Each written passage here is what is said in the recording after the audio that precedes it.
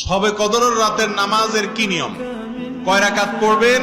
প্রথম রাকাতে কোন সূরা পড়বেন, কতবার পড়বেন? দ্বিতীয় রাকাতে কোন সূরা পড়বেন, কত রাকাত পড়বেন? জানা আছে তো আপনাদের? জানা নাই?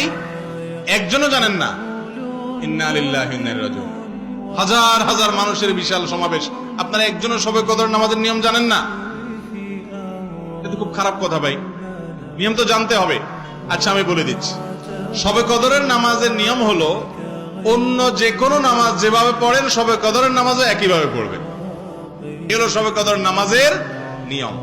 এমন কোনো কথা নাই যে শবে কদরের নামাজে প্রথম রাকাতে সূরা ফাতিহার পর অমুক সূরা এতবার পড়তে হবে, দ্বিতীয় রাকাতে ততবার পড়তে হবে, এরকম কোনো কথা কোরআন হাদিসে।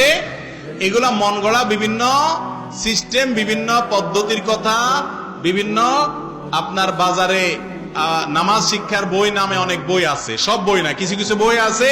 এসব বইতে শবে কদরের নামাজ এত রাকাত, প্রথম রাকাতের এই নিয়ম, দ্বিতীয় রাকাতের ওই নিয়ম, এরকম বিভিন্ন কথা বলা আছে। এগুলো সব ভিত্তিহীন, মন গড়া, এগুলো কোরআন হাদিসে নাই। কোরআন হাদিসে লাইলাতুল কদরে অন্য রাতের মতো আপনি নামাজ পড়বেন, একটু লম্বা সময় নিয়ে পড়বেন। যে কোনো রাতের নামাজ, তাহাজ্জুদের নামাজ লম্বা সময় নিয়ে পড়তে হয়। দীর্ঘ রাকাত, দীর্ঘ রুকু, দীর্ঘ সিজদা, আস্তে আস্তে তেলাওয়াত, আস্তে আস্তে তাসবিহ এবং সময় নিয়ে পড়বেন।